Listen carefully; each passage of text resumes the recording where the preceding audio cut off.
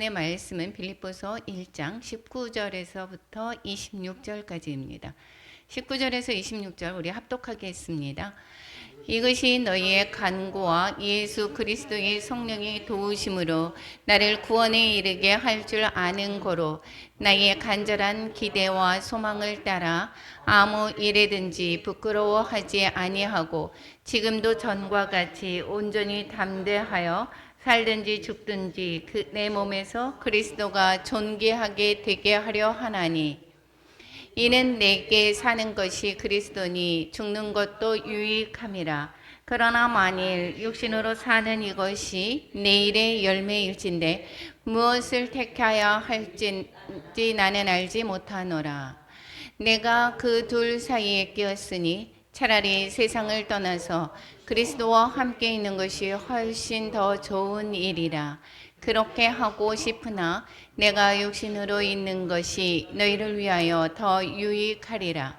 내가 살 것과 너희 믿음의 진보와 기쁨을 위하여 너희 무리와 함께 거할 이것을 확실히 아노니 내가 다시 너희와 같이 있으므로 그리스도 예수 안에서 너희 자랑이 나로 말미암아 풍성하게 하려 함이라. 아멘.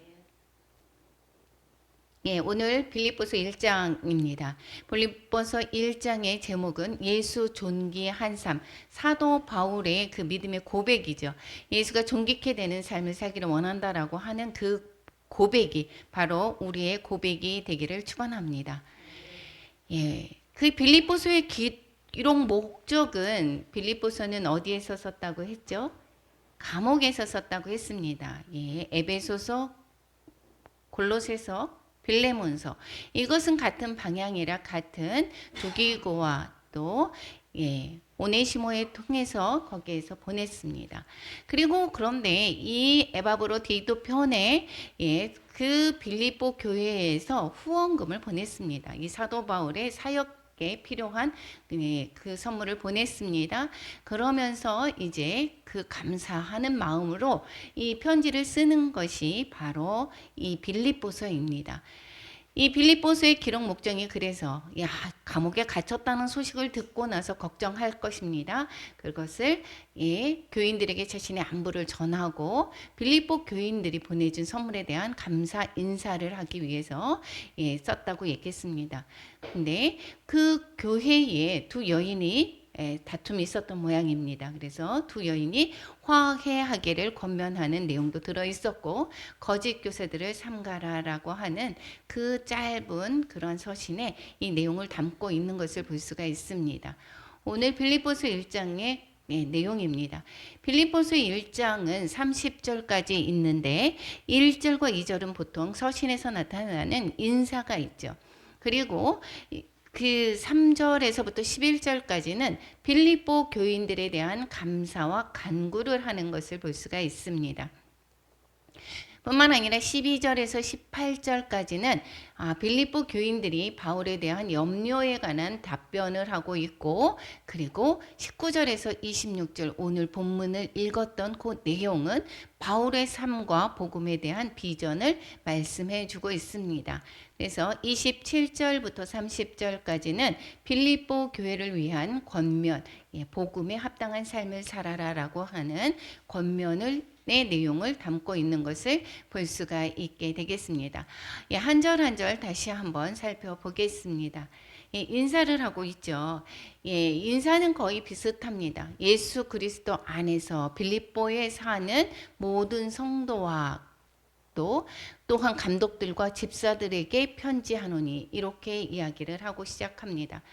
여기에서 빌립보 교회는 사도 바울이 지금 편지 쓸 때를 점으로 해서 10년 전 정도에 세웠던 교회입니다. 그런데 10년이 지난 이 상황 속에서 볼 때 여기에서 그 교회가 구체적으로 이렇게 체계가 잡혀져 있는 것을 볼 수가 있게 되겠습니다.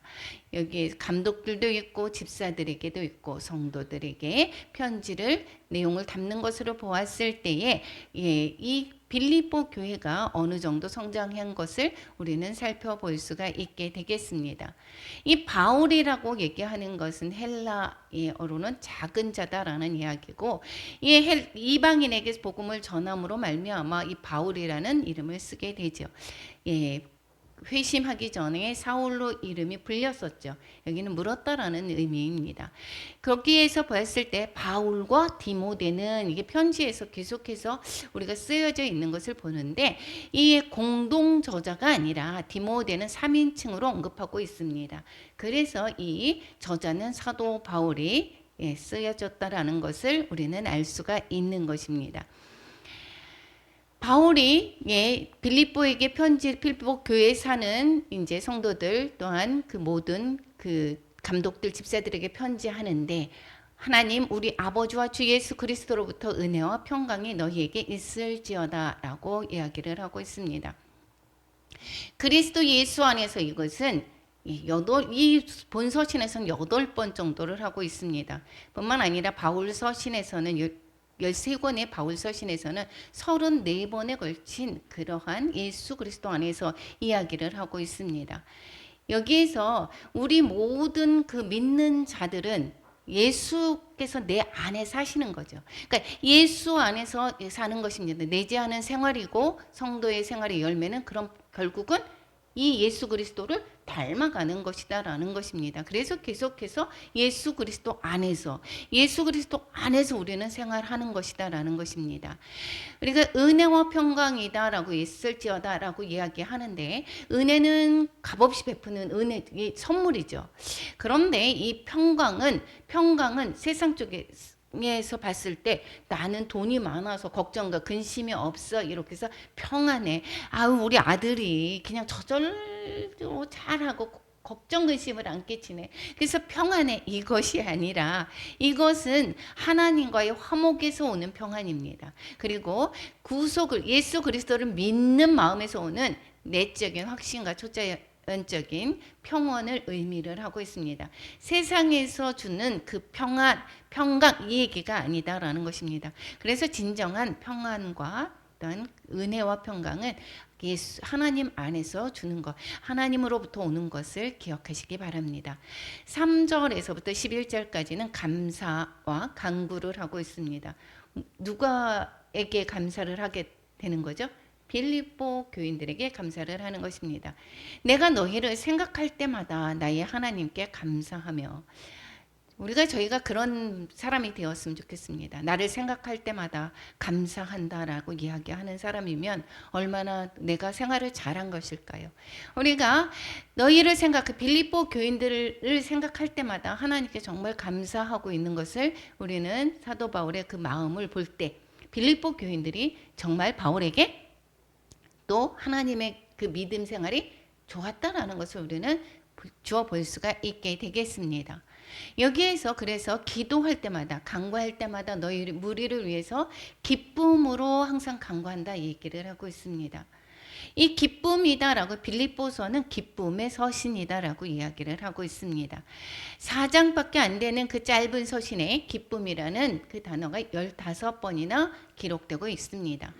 이 상황은 사도 바울은 지금 매임에 있습니다. 옥중에 있습니다. 그럼에도 불구하고 그 상황이 전혀 기쁜 상황이 아님에도 불구하고 기쁨의 서신으로 이렇게 편지하는 것을 볼 때 우리가 환경이 나를 기쁘게 하고 슬프게 하는 것이 아닌 것을 우리는 알 수가 있습니다.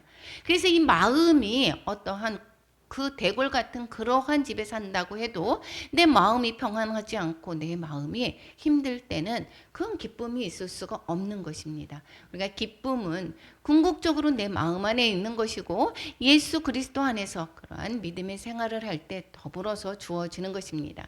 그래서 우리가 뭐라고 얘기합니까? 사도 바울은 항상 기뻐하라라고 이야기를 하고 있습니다. 그와 마찬가지로 여기에서도 마찬가지로 사도 바울은 기쁨을 계속해서 말씀하는 것을 볼 수가 있게 되겠습니다. 기도할 때마다 기뻐하는 그러한 마음을 가지고 있을 뿐만 아니라 그리고 첫날부터 이제까지 복음의 한 10년 정도의 빌립보 교회를 또한 복음을 전하게 되었죠. 아시아에서 유럽으로 건너가서 세운 교회가 바로 첫 번째 교회가 빌립보 교회입니다. 그때서부터 첫날부터 즉 빌립보서에서 복음을 전할 때부터 여기에서부터는 이 후원을 했던 것을 알 수가 있습니다. 첫날부터 지금까지 복음의 위에 일에 참여하고 있기 때문이다라고 이야기를 하고 있습니다. 10년이 지난데 변함없이 이 빌립보 교회는 사도 바울의 사역 가운데 동참하고 물질로 돕고 있고 기도로 돕고 있지만 이것이 함께 참여하고 있다라고 이야기를 하고 있습니다. 그러니까 담임 목사님이 인도 사역을 하고 있습니다. 그럼에도 불구하고 선교의 후원을 아끼지 않는 우리 모든 성도들이 바로 함께 참여한다라는 것을 말씀하고 있는 것입니다. 그렇기 때문에 여기에서 동참의 기쁨을 나타내고 있습니다. 그리스도인이 이 사랑을 주고받는 그러한 그 관계에서 뭐가 있습니까? 서로 생명력을 주고받아야 되는 것은 우리는 관계 속에서 우리가 생명력을 우리는 느끼게 됩니다. 나 혼자면 되지. 그래서 이 교회를 등지고 나 혼자 신앙생활을 해야지 잘 되지 않습니다.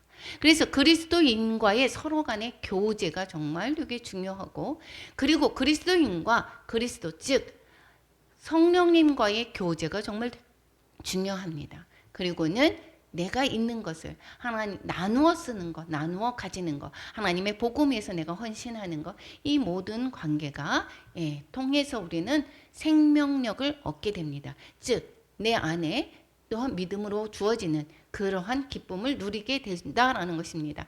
이 빌립보 교인과 이 사도 바울 간의 그 복음에 동참함으로 말미암아 여기서 같은 기쁨을 나누는 것을 볼 수가 있게 되겠습니다. 빌립보 교회의 복음에 참여한 것은 처음부터라고 했었죠. 그러니까 빌립보 교회를 개척했을 때부터 참여했다라는 이야기입니다.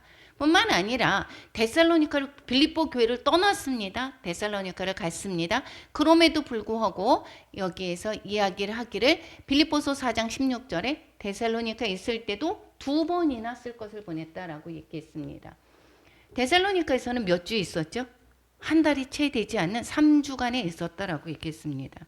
그럼에도 불구하고 2번이나 쓴 것을 보냈다라고 하는 것은 얼마나 많은 헌신을 했는지를 미루어 짐작해 볼 수가 있게 되겠죠. 고린도후서 11장 9절에서 보면 마게도냐에서 온 형제들이 나의 부족한 것을 보충하였다라고 얘기하고 있습니다. 그러니까 그 고린도 교회에 있을 때도 여기서 천막 짓는 자비량 선교를 했었죠. 자비량을 하는데도 불구하고 그러면서 이제 마게도니아에서 온 형제들이 또한 그 고린도 교회에 있을 때까지도 후원한 것을 우리는 서신을 통해서 알 수가 있는 것입니다. 그리고 뿐만 아니라 지금 감옥에 있을 때에 지금 선물을 보내온 것을 에바브로디도 편에 선물을 보내옴으로 말미암아 감사의 인사를 하는 것입니다. 이렇게 너희 안에서 빌립보 교회에서 착한 일, 즉 구제 일을 하기 시작하신 그 이가 예수 그리스도 날까지 이루실 줄, 완성하실 줄을 우리는 확신한다. 예수 그리스도의 그 재림에서 주님을 보게 될 때까지도 그 일은 그치지 않고 완성될 것을 우리는 확신하고 있다. 확신의 그 믿음의 그 확신을 하는 것을 볼 수가 있게 되겠습니다. 7절에서 보면 빌립보 교인들을 마음에 간직하는 기쁨이 있습니다. 늘 빌립보 교인들을 거리는 떨어져 있고 좀 많은 시간들이 지냈음에도 불구하고 항상 너희가 내 마음에 있는 것을 기뻐하고 있는 것을 볼 수가 있습니다. 이것은 왜 그렇게 하느냐? 나의 매임과 옥에 있을 때도 그리고 복음을 또한 변명함, 옹호할 때도 확정함에도 너희가 다 나와 함께 은혜에 참여한 자가 됨이라라고 이야기를 하고 있습니다. 거리는 떨어져 있지만 선물로, 헌금으로 아니면 기도로 또는 그 빌립보 교회에서 어려운 일을 당할 때에 함께 합심하면서 또 어려운 이들을 복음을 옹호하는 그러한 모든 일들이 다 빌립보 교인들은 이 사도 바울의 사역 가운데 늘 함께 동참했다라는 것입니다. 그래서 그 빌립보 교인들을 내 마음에 늘 가지고 있다라는 것을 말씀하고 있습니다. 8절에서 보면 그러면 내가 예수 그리스도의 심장으로 너희 무리를 얼마나 사모하는지 하나님이 내 증인이시라. 내 복음에 매였을 때 내 복음을 옹호하는 것, 내 복음을 확증하는 것, 너희들이 함께 늘 은혜에 동참했던 그 빌립보 교인들은 내 마음 가운데 늘 함께 있었고 내가 그래서 너희들을 얼마나 사랑하는지 하나님이 다 아신다 이야기를 하고 있습니다. 그러한 분들이 있습니까? 우리가 떨어져 있지만 늘 나를 생각하는 그러한 사람이 있다라고 하는 것은 정말 어떻게 보면 기쁜 일입니다. 그래서 우리의 성도들이 거기에 주일날 오지 않습니다. 그러면 어떻게 하죠? 그 사람이 계속해서 마음에 있습니다. 그 사람이 어떻게 더 복음에 또 열심히 하기를, 믿음이 더욱더 성숙해지기를 우리는 그래서 또 기도하죠. 그와 마찬가지로 이 사도 바울은 10년 전에 개척했던 이 빌립보 교회를 위해서 늘 마음으로 간직하고 있고 그들을 정말 많이 사모하는 것을 말씀하고 있습니다. 그러면서 이제 빌립보 교회에 대한 간청하는 기도를 하고 있습니다. 내가 기도하노라. 어떠한 기도를 하고 있습니까? 너희 사랑을 지식과 모든 총명으로 점점 더 풍성하게 하사. 너희 사랑이 이 사랑인데 세상적인 사랑으로 말하는 것이 아니라 말씀에 기초한 사랑이 점점 더 풍성해지기를 기도하고 있는 것입니다. 그러니까 우리가 사랑한다라고 이야기를 했을 때에 그것은 하나님의 뜻과 영적인 본질이 무엇인지를 아는 그러한 사랑인 것입니다. 이것을 바로 알고 그리고 지식적, 영적인, 도덕적으로 선악을 분별할 수 있는 그러한 사랑이 풍성해지기를 바란다 이야기를 하고 있습니다. 우리가 사랑에 세상적으로도 사랑하는 경우 정말 많습니다. 사랑에 정말 많이 쓰여지는 단어 중에 하나죠. 근데 그 사랑이 어떠한 사랑이냐는 것입니다. 지식과 모든 총명으로 더 풍성하게 말씀에 기초한 사랑이라는 것입니다. 우리가 말씀에 기초한 하나님의 뜻에 관해서 하나님의 그 원하시는 것, 하나님께서 바라시는 것이 무엇인지를 바로 아는, 그러므로 말미암아 주님께서 우리를 사랑하신 것 같이 우리도 이웃을 사랑하는 그 사랑을 말씀하고 있습니다. 두 번째로 기도하는 것, 빌립보 교인들에게 기도하는 것은 지극히 선한 것을 분별하며 선한 것이 무엇인지를 분별하는 것을 또한 기도하고 있습니다. 내가 바른 거야. 여야가 왜 싸웁니까? 내가 이것이 맞아. 이것이 바로 우리나라를 위한 거야. 선한 것을 추구하는 것은 다 똑같습니다. 그런데 그것이 선의 기준이 다른 거죠. 그런데 이 최고의 선한 것이 어떻게 분별하는 것, 하나님의 말씀에 기초한 것, 이것을 바로 깨닫기를 또한 기도하고 있습니다. 진실하여 허물 없이 그리스도의 날까지 이르고, 이렇게 얘기합니다. 그날을 대비해서 빌립보 교인들의 생활에 정죄할 만한 것이 없이 주님을 만나볼 수 있도록 위해서 기도한다라는 것입니다. 네 번째, 예수 그리스도를 통해서 의의 열매가 가득하길 또한 기도한다라는 것입니다. 이럴 때 하나님의 영광과 찬송이 될 수가 있다라는 것입니다. 의의 열매가 가득하기는 내 힘으로 할 수가 없습니다. 내가 이런 사람이야. 세상 사람들은 드러내고 있죠. 내가 봉사를 이렇게 많이 한 사람이야. 내가 이렇게 많이 좋은 일을 한 사람이야. 내가 이러한 업적을 세웠어. 이러한 의의 열매가 가득한 것이 아니라 내가 하는 의가 아니라 예수 그리스도를 통해서 하는 의의 열매가 가득하기를 기도한다라는 것입니다. 이것을 통해서 이 사도 바울의 기도를 통해서 우리가 자녀에게 어떻게 기도해야 되는지를 가르쳐 주고 있습니다. 사도 바울의 기도 다시 한번 요점을 이야기를 하면 말씀에 근거한 사랑이 풍성해지고 최고의 가치가 무엇인지 잘 분별할 수 있게 되고 순결하고 흠없는 삶을 살기를, 그리고 의의 열매를 풍성히 맺는 삶을 살기를 기도하고 있습니다. 이 사도 바울이 내 자녀와 같죠. 내가 양육했던 그러한 그 빌립보입니다.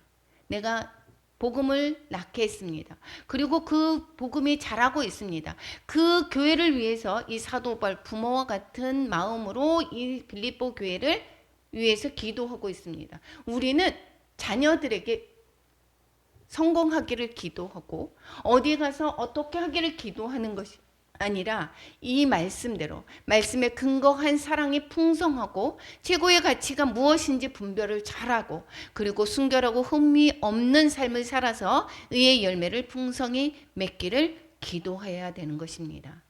우리가 정말 이 사도 바울을 통해서 우리가 어떤 것을 목표를 가져야 되는지, 우리 자녀가 어떻게 자라나야 되는지 위해서 잘 가르쳐 주고 있는 것을 볼 수가 있게 되겠습니다. 12절부터 18절까지는 빌립보 교인들의 바울에 대한 염려에 대한 답변입니다. 사도 바울이 지금 감옥에 있다는 소식을 들었으면 걱정하죠. 인간적인 걱정이 없을 수가 없습니다. 그런데 이 사도 바울이 감옥에 갇힌 것을 염려하는 그러한 염려에 대해서 어떻게 사도 바울은 이야기합니까? 오히려 이 갇힌 것이 복음 전파에 도움이 되었다라고 말하고 있습니다. 한번 살펴보겠습니다. 12절에 보면 내가 당한 일이 즉 옥에 매임을 당한 것을 말하고 있죠. 복음 전파에 진전이 된 줄을 너희가 알기를 원한다. 걱정하지 말라라는 것이죠. 오히려 이 내가 감옥에 갇힘으로 말미암아 내가 복음 전파에 도움이 되었다 이야기를 하고 있습니다. 담임 목사님이 심히 439사를 말씀하시면서 거기에 복음 전파에 도움이 되었다라는 소리를 정말 많이 들었죠. 그 시간이 오히려 이 당한 일, 내가 당한 일이 때로는 어려운 일이 있습니다. 그런데 그것을 어떻게 해석하느냐에 따라서 정말 다른 결과를 나타내는 것을 볼 수가 있습니다. 18절에 이야기를 하고 있습니다. 전파되는 것은 그리스도니 이로써 나는 기뻐하고 또한 기뻐한다. 매인 것이 너무 힘들다, 나쁘다 이렇게 이야기하는 것이 아니라 매여에 있는 상황이 복음 전파에 도움이 되었기에 진전이 되었기에 나는 기뻐하고 또 기뻐한다 이야기를 하고 있는 것입니다. 그러니까 내가 어려운 일을 당했습니다. 내가 힘든 일을 당했습니다. 나의 당한 일이 오히려 기쁨이 되고 복음 전파에 도움이 되는 그리고 이것이 은혜가 되는 그러한 계기로 삼으시기를 축원합니다.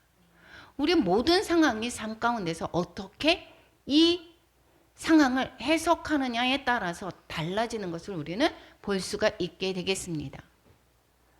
이것은 복음 전파의 진전이 된 것을 우리는 어떻게 볼 수가 있습니까? 성경에서 볼 때 바울이 직접 시위대에게 복음을 전했습니다. 어떻게 있죠? 13절에서 보면 시대 안과 그 밖의 모든 사람에게 나타났으니 나의 매임이 그리스도 안에서 그리스도를 위해서 매임을 당한 이 모든 것이 시위대 안과 그 밖의 모든 사람에게 나타났다 이야기를 하고 있습니다. 즉 시위대는 가이사라 총독의 관절을 나타냈지만 여기서는 집정관의 시위대회원입니다. 그러니까 여기에서 즉 감옥에서 지키고 있는 군인들 그런 사람들이 이렇게 복음을 전했다 이야기를 하고 있습니다. 또 그 밖에 모든 사람들 그 밖에 모든 사람들은 또 무엇입니까? 새방에 있음으로 말미암아 어떻게 하죠? 밖에서 사도 바울을 보러 옵니다. 그 사람들에게 복음을 전파했다라는 것입니다. 구체적으로 한번 살펴보겠습니다. 사도 바울이 어디에서 잡혔죠? 예루살렘에서 잡혔습니다. 그래서 대제사장 아나니아의 고발로 인해서 벨리스 총독에게 거기에서 구금돼서 몇 년이 있었죠? 2년이 있었습니다. 이 벨리스 총독은 이 사도 바울을 가금해 놓고서는 어떻게 하느냐? 뭐가 나올까 싶어가지고 어떻게 해요? 계속해서 데리고 있었습니다. 그 감옥에. 그랬을 때에 그렇다가 이제는 벨리스 총독이 물러가고 베스도가 바뀌었죠. 그랬을 때에는 이제 다시 이제 항소를 해서 로마로 압송이 됩니다. 후에 로마로 이송이 돼서 가택연금을 당하면서 이제는 거기에서 죄수를 관리하는 시위대원들과 또 바울의 접촉을 통해서 복음을 전파하는 것입니다. 시위대는 그 사람들이 고정되게 가만히 몇 사람이 계속해서 지킬까요? 교대를 할까요? 교대를 하니까 그 시위대원들을 많이 복음을 전할 수가 있었다 이야기를 하고 있는 것입니다. 그리고 감금된 속소로 다른 사람들이 찾아옴으로 말미암아 사람들에게 전해져서 복음을 또한 밖으로 전파하게 되었다라는 것입니다. 그래서 이 사도 바울은 그 매임이 복음의 진전이 있었다라는 것입니다. 하나님의 그 계획과 뜻은 우리는 알 수가 없습니다. 하나님은 어떠한 방법으로든 우리를 선한 결과로 이끌어 가시는 것을 기억하시기 바랍니다. 내 상황이 정말 어려운 상황이 되었습니다. 그것은 그로 인하여서 모든 것이 합력해서 선을 이룬다. 주님께서 말씀하셨죠. 하나님이 그 말씀대로 우리는 어떠한 상황 속에서도 복음으로 우리를 선하게 이끌어 가시는 하나님이신 것을 기억하시기 바랍니다. 정말 이 사도 바울이 시위대 군인들에게 이렇게 전하면서 이 바울이 순교한 지 한 260년 전 이게 흐른 뒤에는 로마 군대가 거의 복음화되었다라고 얘기합니다.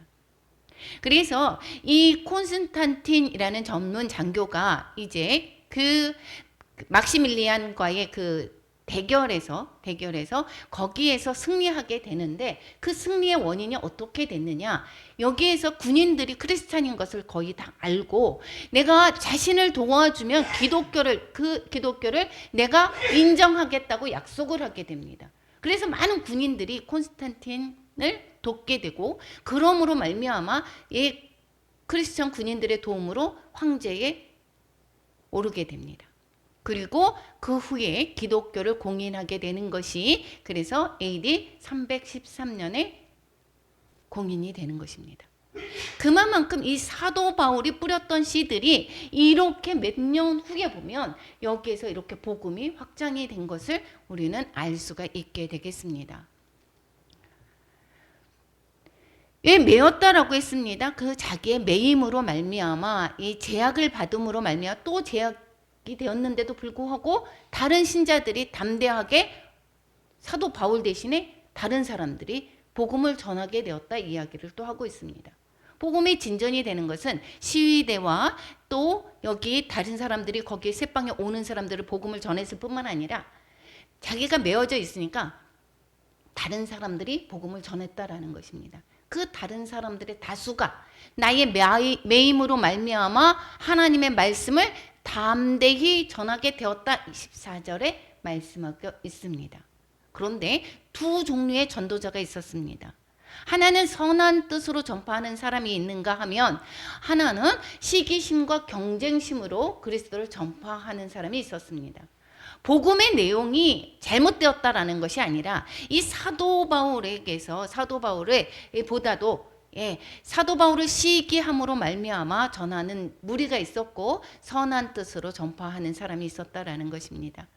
착한 뜻으로 그리스도를 전파하나 이 사람들은 사랑으로 하는 그러한 복음을 전하는 것이고 또 순수하지 못한 나쁜 의도는 이 사도 바울에게 경쟁심을 가진 사람, 시기심을 가진 사람들이 순수하지 못하는 그러한 다툼으로 그리스도를 전파했지만 결과적으로는 어떤 것이죠?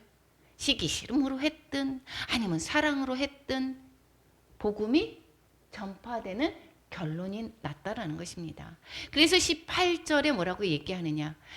그러면 무엇이냐? 거칠애로 하나 참으로 하나 무슨 방도로 하든지 전파되는 것이 그리스도다 이야기를 하고 있습니다.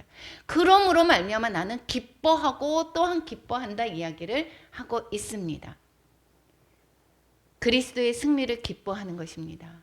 내 자신을 그 시기심으로 나를 안 좋게 보는 사람이건 그것을 따지는 것이 아니라, 바울의 초점이 아니라, 자신이 아니라 오직 복음이다라는 것을 말씀하고 있습니다.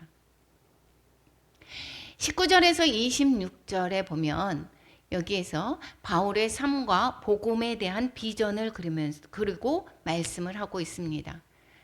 19절에 그렇기 때문에 복음이 그리스도가 전파되기 때문에 내가 기뻐한다 이야기를 하고 있습니다. 내가 당한 일을, 그렇기 때문에 내가 당한 일을 기뻐할 수밖에 없지 않겠느냐. 복음이 전파되기 때문에. 내가 이렇게 당한 일이 너희가 기도하게 하는 그런 결과를 또한 낳게 되고, 너희의 간구와 인적인 도움을 받게 되고, 예수 그리스도의 성령의 도우심, 신적인 도우심으로 말미암아 나를 구원에 이르게 할 줄 아는 거로, 이렇게 말씀하고 있습니다. 구원에 이를 줄 알게 한 거로 노인받게 될 수 있다라는 것을 짐작하고 있습니다. 그래서 간절히 바라는 것은 여기에서 뭐라고 이야기하느냐면, 어떠한 일에도 부끄러움을 당하지 않고 온전히 담대해지는 것을 먼저 바라고 있습니다.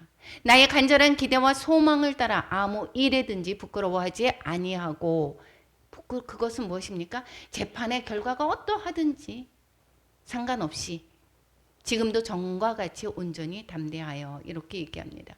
어떤 일에도 부끄러움을 당하지 않고 온전히 담대해지는 것을 또한 이 사도 바울은 간절히 기대하고 바란다 이야기를 하고 있습니다.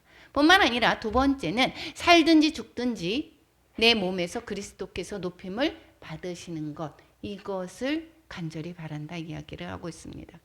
여러분, 간절히 바라는 것 무엇이 있습니까? 내가 높임을 받는 것, 내 자녀들이 잘 되는 것, 내 직장에 안전한 것, 내 모든 사람들이 나를 칭찬하는 것, 이런 것을 바라는 거 아닙니까? 우리 모든 사람이 그러한 것이 아니라 이 사도 바울은 죽든지 살든지 그리스도께서 높임을 받으시는 것을 간절히 바라고 있다라는 것입니다.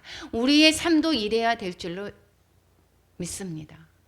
우리의 삶의 목표가 이래야 될 줄로 믿습니다. 오직 그리스도만을 증언함으로 그리스도가 존귀하게 되기를 소망한다라고 이야기를 하고 있습니다.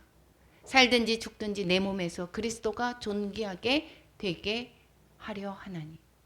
내 몸에서 그리스도가 존귀하게 되려면 내 생활에 본이 안 되면 존귀하게 될까요? 내 생활로 인하여서 예수 그리스도가 존귀함 받는 것이 아니라 내 생활로 인하여서 그리스도가 욕되게 될 수도 있습니다. 그래서 많은 그리스도인이 잘못 나가는 것은 그리스도를 욕되게 하는 것입니다. 내 몸에서 그리스도가 존귀하게 되는 것, 복음을 전하는 것뿐만 아니라 내 모든 일들이 예수 그리스도의 이름으로 영광을 올려드리는 것, 이 모든 것들이 그리스도께서 높임을 받으시는 것입니다. 내 생활에 충실히 하는 것, 내가 어떠한 그러한 단체에서, 어떠한 모든 것에서 다른 사람보다 열심히 하는 것. 심주석 권사님 아침에 일하러 가실 때 한 30분 이상 더 일찍 가시잖아요. 남들보다 먼저 모범을 보이시잖아요. 이러한 모든 것들이 다 뭐예요? 예. 그리스도께서 존귀하게 되게 하는 것입니다. 내가 어떠한 단체에서 더 희생하고 더 하는 것, 이러한 것이 바로 그리스도께서 높임을 받게 하는 것입니다. 우리의 모든 삶이 이래야 될 줄 믿습니다. 왜냐하면 내가 사는 것이 그리스도다라고 얘기합니다. 내가 사는 것이 내가 아니라 삶 자체가 그리스도와 하나 돼서 연합이 된 것이고, 내가 사는 것이 바로 나의 그 안위를 위해서 사는 것이 아니라 내 안에 주님께서 사시는 것이다라는 것입니다. 바로 그리스도기 때문에 죽는 것도 유익합니다. 죽음을 통해서 그리스도와 함께 있게 되죠. 왜 유익합니까? 우리는 영원한 소망을 가지고 살기 때문에 죽음에 관해서 두려워할 것이 없습니다. 그리고 상급받는 축복 가운데 영원히 살 것을 믿기 때문에 죽는 것이 유익하다라는 것입니다. 뿐만 아니라 이 세상에서 놓여진 그 모든 고난에서 해방이 되지 않습니까? 사도 바울은 이 복음을 전하면서 얼마나 고난 가운데 있었습니까? 지금 그 편지를 쓰는 그 상황 속도 어떻습니까? 매임에 있었습니다. 그래서 복음 전파하는 그러한 것에 방해되는 모든 것에서 떠나게 되는 것, 이것이 그렇기 때문에 유익하다라는 것입니다. 사도 바울은 특별히 유대인들의 그 방해 세력으로 인해서 많은 고난을 당하게 되죠. 죽을 고비도 얼마나 많이 넘겼습니까? 그렇기 때문에 지금 사는 것도 주님으로 사는 것이고 뿐만 아니라 죽는 것도 죽는다 해도 내게 유익하다라고 말씀하고 있습니다.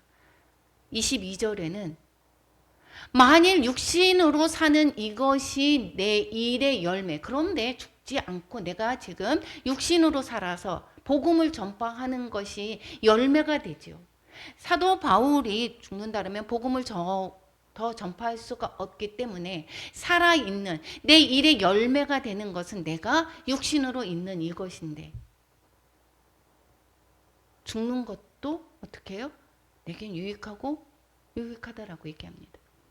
내가 무엇을 택해야 하는지 나는 알지 못하노라 이야기합니다. 내가 옥중에서 만약에 풀려난다면 삶 속에서 더욱 그리스도가 증거되기 위한 좋은 기회가 되기 때문에 내가 바로 죽고 싶다, 내가 죽는 것이 더 좋다라고 이야기할 수 없다라는 것을 이야기를 하고 있습니다. 그래서 23절에 이야기를 하고 있습니다. 세상을 떠나서 그리스도와 함께 있는 것이 훨씬 더 좋은 일인데, 그렇게 하고 싶은데 내가 육신으로 있는 것이 너희들을 위해서 더 유익하기 때문에, 그렇기 때문에 육신으로 구원 받기를 원한다라는 이야기를 하고 있습니다. 자신을 위한 삶이 아니라 이 살고 죽는 그 모든 것들이 남을 위한 이타적인 삶인 것을 볼 수가 있게 되겠습니다. 확실히 안다라고 이야기를 하고 있습니다.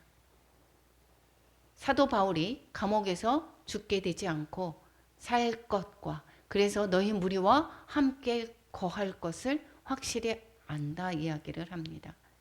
그러니까 어느 정도 이 옥에서 풀려날 것을 예감하고 있는 거죠.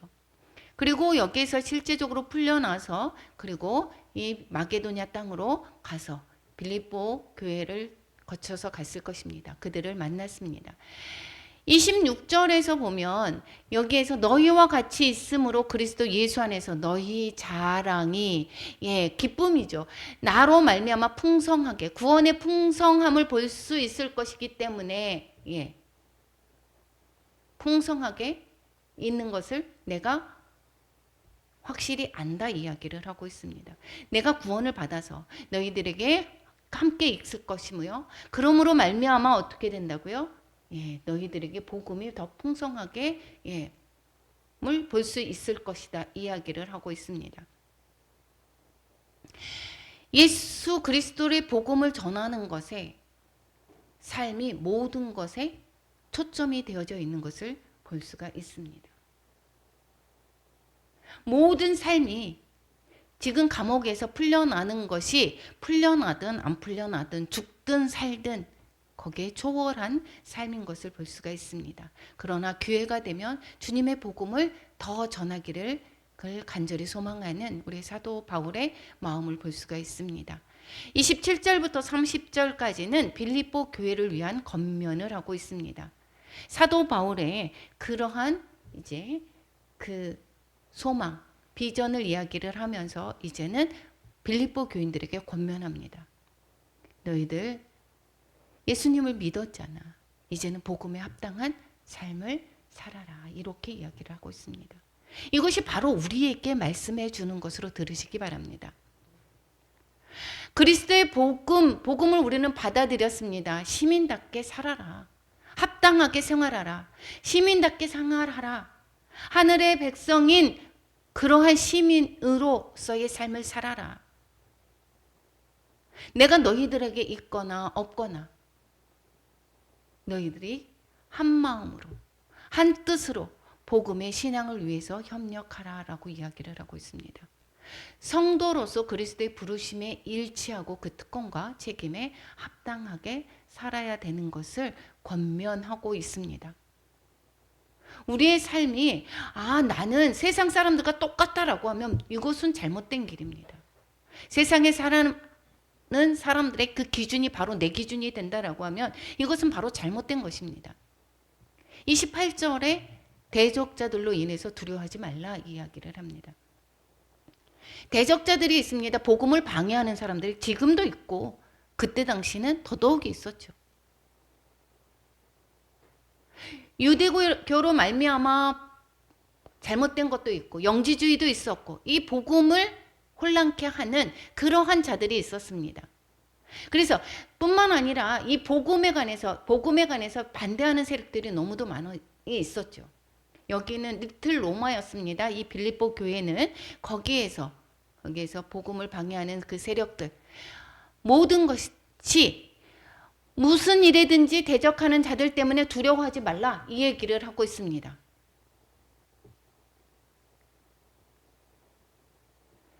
그들을 둘명하지 말아라.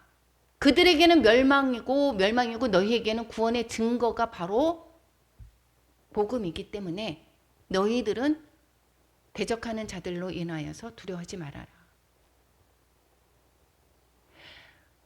주변에 많은 핍박과 거짓 교사들로 인해서 그것으로 인해서 여기 빌립보 교회도 여기에서 모든 교회마다 다 그렇죠. 여기에서 이 빌립보 교회에서도 수많은 그런 유혹 속에 있었습니다. 그들을 두려워하거나 도망치거나 회피하는 것이 아니라 담대하게 영적 싸움을 전개하라고 권면하고 있는 것입니다. 담대하라고 얘기했습니다. 복음에 합당한 삶을 살아라. 두려워하지 말고 담대하라. 뿐만 아니라 고난이 있으니까 고난을 참아라. 그리고 그리스도 복음 증거에 담대히 나서라 이야기를 또 하고 있습니다. 29절 30절에서 보면 그리스도를 위해서 너희에게 은혜를 주신 것은 믿음뿐 아니라 그를 위해서 고난도 받게 하려 하는 것이다. 우리 믿음의 사람들은 고난이 없습니다. 이것이 아닙니다. 내가 너무 힘이 드니까 이 고난을 벗어나기 위해서 예수님을 믿는 것이 아닌 것입니다. 믿음을 주는 것은 어떠한 고난도 견디고 버티고 이기게 하려 하심인 것입니다. 똑같은 고난이 찾아왔습니다. 그럼에도 불구하고 믿는 자들은 하늘의 소망을 가지고 충분히 이겨나갈 수 있는 것입니다. 30절에서 그러한 것이 고난도 받게 하려 하는 것이다. 너희에게도 그러와 같은 싸움이 지금 있는 것이고 너희가 내 안에서 나를 보았지 않았느냐. 내가 고난을 받는 것 너희들이 보지 않았느냐. 뿐만 아니라 내가 고난당하는 것 너희들이 듣지 않았느냐. 이렇게 말씀하고 있습니다. 그렇기 때문에 나를처럼 내가 예수 그리스도를 복음을 위해서 고난을 견디고 버티는 것처럼 너희들도 복음을 위해서 고난을 참고 그리고 복음 증거에 담대히 나서라는 것을 권면하는 것을 볼 수가 있습니다. 내 안에서 본바다 이야기를 하고 있습니다. 본바는 귀신 들린 여종을 고쳐줬을 때에 빌립보 감옥에 갇혔던 것을 그들이 다 보았습니다. 그렇죠? 그리고 또한 그와 같은 싸움, 바울과 같이 이교도들의 회방과 핍박을 받고 있음을 위로하는 거죠. 그래서 이교도들의 그 핍박을 그들도 받으면서 고난을 당하는 것입니다. 들은 바 사도 바울이 지금 고난당하고 있다는 소식을, 지금 매임에 있다는 소식을 빌립보 교인들이 에바브로디도를 통해서 이미 들었습니다. 이런 모든 것들이 나처럼 이렇게 고난을 너희들도 당하는데 잘 담대하게 견디고 복음 전파에 힘쓰라라고 이야기를 하고 있는 것을 볼 수가 있습니다. 이렇게 1장이 마무리하고 있습니다. 인사와 그리고 감사와 간구와 그리고 사도 바울의 그 또한 비전을 이야기를 하고 또 빌립보 교인들에게 권면을 하는 내용을 담고 있습니다. 적용을 해보면 내 얼굴에 하나님의 자녀로서의 기쁨이 있는가? 내 얼굴에 하나님의 어떠한 상황이 있어서가 아니라 하나님으로 인하여서 기쁨이 있는가. 떠올릴 때마다, 누구를 떠올릴 때마다 감사하고 힘이 되는 존재가 되었으면 좋겠습니다. 자녀를 위해서 올바른 기도를 하자. 내 신앙의 기준이 어디에 있는지 체크해보자. 내 신앙의 기준이 고난은 아닙니다. 이것이 아니라 내 신앙의 기준은 어디에 있는가. 어떻게든 복음이 전해지면 기뻐하자. 때로는 우리가 어떠한 사역자들끼리 더더욱이 어떻게 해요? 그 사람을 시기하고 질투하는 경우 너무 많습니다. 그런데 어떻게 되든 복음이 전해지면 기뻐하시는 우리 모두가 되기를 원합니다. 사나 죽으나 주가 존귀하게 되는 인생을 살자. 천국 시민으로 합당하게 살자. 구원뿐만 아니라 고난도 성도의 특권이다 라는 것을 1장을 통해서 우리에게 또한 주시고, 이것이 우리의 삶으로 나타나는 우리 모두가 되기를 축원합니다. 우리 바울의 기도하고 한번 같이 읽어보고 마무리하겠습니다. 바울의 기도 1장 9절에서부터 11절 내용입니다. 같이 읽겠습니다. 내가 기도하노라. 너희 사랑을 지식과 모든 총명으로 점점 더 풍성하게 하사 너희로 지극히 선한 것을 분별하며 또 진실하여 허물 없이 그리스도의 날까지 이르고 예수 그리스도로 말미암아 의의 열매가 가득하여 하나님의 영광과 찬송이 되기를 원하노라. 아멘. 기도하겠습니다.